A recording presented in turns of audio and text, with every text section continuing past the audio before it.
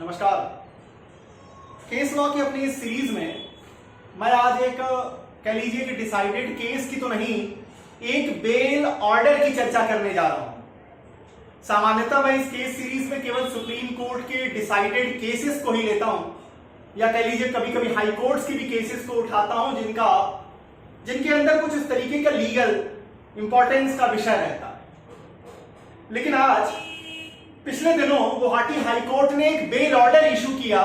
Guwahati high court से justice Ajit bore Thakur ने एक बेल ऑर्डर इशू किया, जो कि आईआईटी के बीटेक के फाइनल ईयर के स्टूडेंट उत्सव कदम को लेकर के था।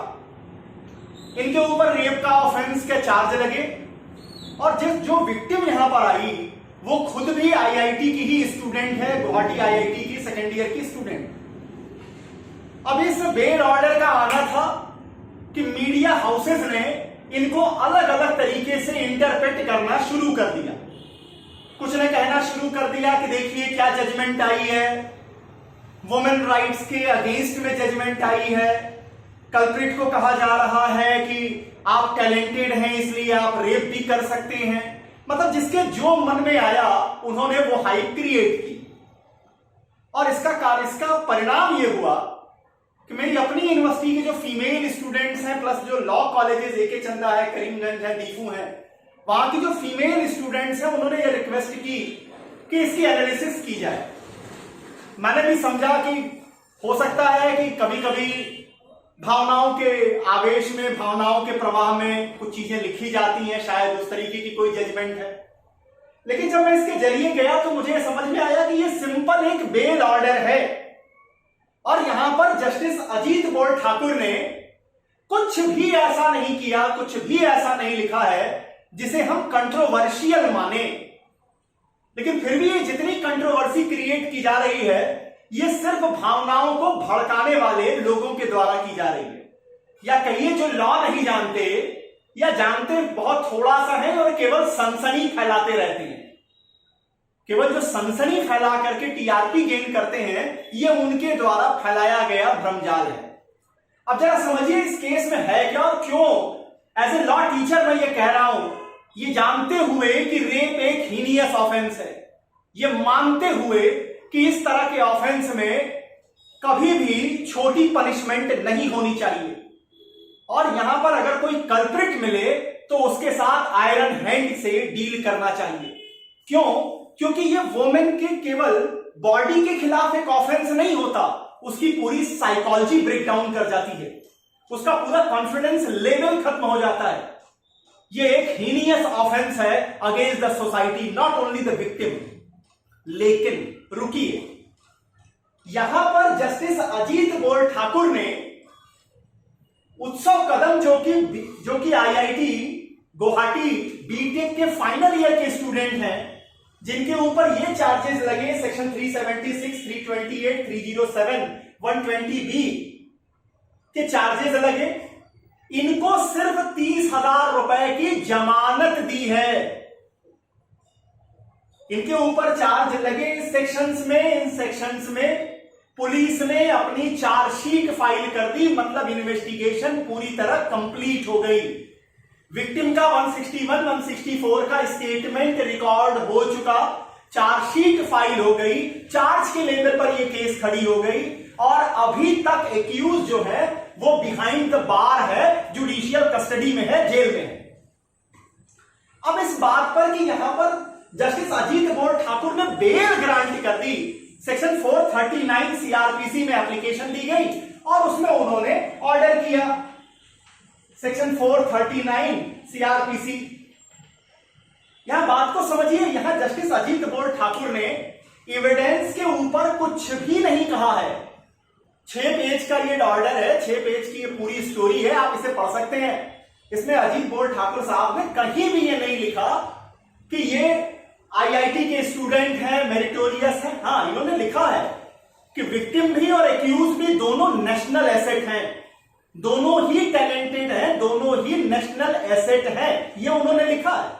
और इस बात से मैं 100% एग्री करता हूं कि वो बंदे जो कि आईआईटी का सिलेक्शन निकाल रहे हैं, लाखों की भीड़ में अपने आप को इस्टैब्लिश कर रहे हैं, वो वास्तव में टैलेंटेड हैं, उनके टैलेंट का सम्मान होना चाहिए। लेकिन वहीं दूसरी ओर कहीं भी अजीत बोल ठाकुर साहब ने यह नहीं कहा कि चूंकि ये टैलेंटेड हैं इसलिए इन्हें रेप करने का हम लाइसेंस दे रहे हैं, ऐसा उन्होंने नहीं कहा। उनका सिर्फ इतना कहना है कि जब से इस व्यक्ति के ऊपर एफआईआर हुई उत्सव कदम के ऊपर, तब से लेकर अब तक ये बिहाइंड द बार है, पूरी इन्वेस्टिगेशन खत्म हो चुकी है, चार्जशीट पुलिस ने फाइल कर दी है, विक्टिम के भी बयान रिकॉर्डेड किए जा चुके हैं। अब अगर उत्सव कदम रिलीज कर भी दिया जाए तो हमें नहीं लगता कि ये किसी भी तरह से टैंपरिंग कर पाएंगे एविडेंसेस के साथ। और ये मानते हुए कि अब इन्हें प्रिजन से रिलीज कर देना चाहिए, उन्होंने बेल ऑर्डर इशू किए हैं। और बेल ऑर्डर इशू करते समय भी जस्टिस अजीत बोल ठाकुर ने किसी भी तरह की लीनेंसी नहीं दिखाई है, क्योंकि जो शर्तें इन्होंने लगाई हैं जरा उसको ध्यान से समझिए। इन्होंने कहा कि कामरूप सेशन कोर्ट जहां पर ये ट्रायल चलना है, उस कोर्ट में जब जब डेट आएगी तब तब उत्सव कदम वहां उपस्थित होंगे। नंबर सेकंड रिस्ट्रिक्शन इन्होंने लगाई कि एविडेंसेस के साथ, विटनेसेस के साथ किसी भी तरह की छेड़खानी ये नहीं करेंगे। नंबर थर्ड कि टेरिटरी ऑफ, जो कोर्ट की टेरिटरी होगी जहां ये ट्रायल चलेगा, उनकी प्रायर परमिशन के बिना ये उस टेरिटरी के बाहर नहीं जाएंगे। अगर इसमें से किसी शर्त का वायोलेशन करेंगे तो ये बेल कैंसिल मान ली जाएगी। अब समझिए, ये इस तरह की रिस्ट्रिक्शन सेशन कोर्ट भी देती है, वो सारी कोर्ट जो कि बेल ऑर्डर इशू करते हैं सेम रिस्ट्रिक्शंस लगाते हैं बेल के ऊपर। अब जरा इसको सुप्रीम कोर्ट के जजमेंट की नजर से देखिए, जो ये कहती है कि bail is the rule and the jail is the exception. और माय डियर फ्रेंड्स, आपके देश में जो जेल है ये रिफॉर्मेटिव सेंटर नहीं है, बल्कि ये अपराधियों के लिए ट्रेनिंग स्कूल का काम करते हैं। और वहां पर अगर हम एक आईआईटी के माइंड को, एक ऐसे दिमाग को जो इंटेलेक्ट का है, अगर आप उसे बहुत लंबे समय तक अंदर रख देंगे, जब तक उसका पूरा ट्रायल नहीं चल जाता तब तक आप अगर उसे प्रिजन में रखे हुए हैं, और मान लीजिए ट्रायल चलने के बाद, एविडेंस की एनालिसिस करने के बाद यह समझ में आए कि एविडेंसेस इतने नहीं है कि इस आदमी को पनिश किया जा सके, तो फिर उस व्यक्ति का जो इतना टाइम आपने किल किया, इसको कैसे क्वांटिफाई करेंगे, इसको कैसे रीस्टोर करेंगे। और क्रिमिनल जस्टिस सिस्टम का एक बेसिक प्रिंसिपल है कि जब तक किसी भी व्यक्ति के खिलाफ 100% बियॉन्ड रीजनेबल डाउट चीजें साबित नहीं हो जाती, तब तक उसे बेकसूर माना जाएगा, उसे आप क्रिमिनल नहीं मानेंगे।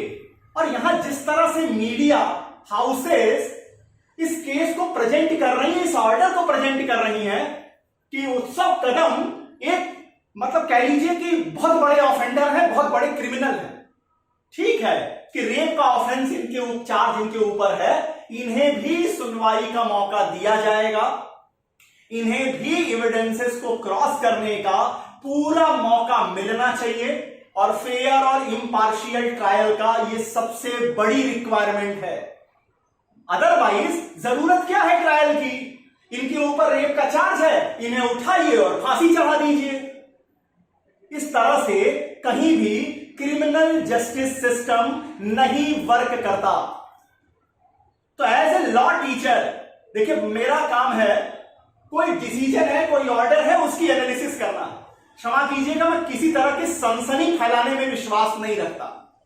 इस कारण से जब लीगल माइंडसेट से इस ऑर्डर को देखता हूं तो मुझे इस ऑर्डर में किसी तरह की डिस्पेरेंसी नहीं नजर आती। यहां पर जस्टिस अजीत बोल ठाकुर ने एक सेंटेंस जरूर लिखा है कि विक्टिम और एक्यूज दोनों ही टैलेंटेड हैं, दोनों ही नेशनल एसेट हैं। और इस बात से मैं भी एग्री करता हूं कि वे बच्चे जो कि आईआईटी का सिलेक्शन निकाल रहे हैं, ऑल इंडिया मेडिकल का सिलेक्शन निकाल रहे हैं, ये बच्चे वास्तव में टैलेंटेड हैं, इस देश का नेशनल एसेट हैं। और इस कारण से इस ऑर्डर में जो कि जस्टिस अजीत बोल ठाकुर ने दिया है, कोई लीगल डिस्पेरेंसी नहीं है।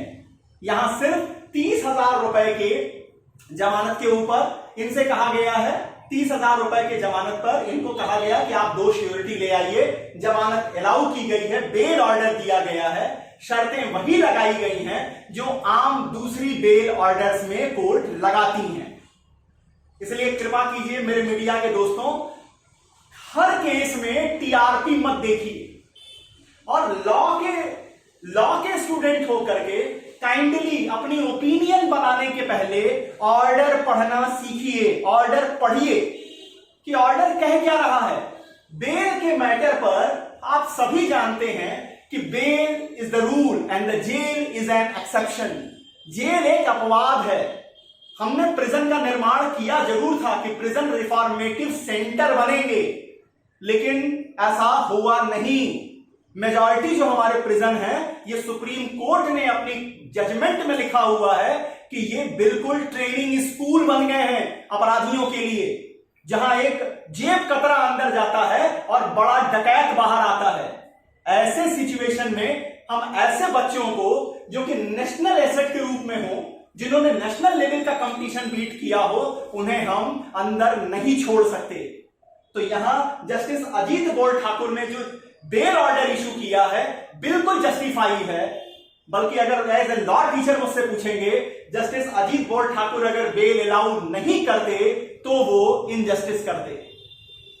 इतनी ही बात इस बेल ऑर्डर के ऊपर मैं अपनी ओर से रखना चाहूंगा।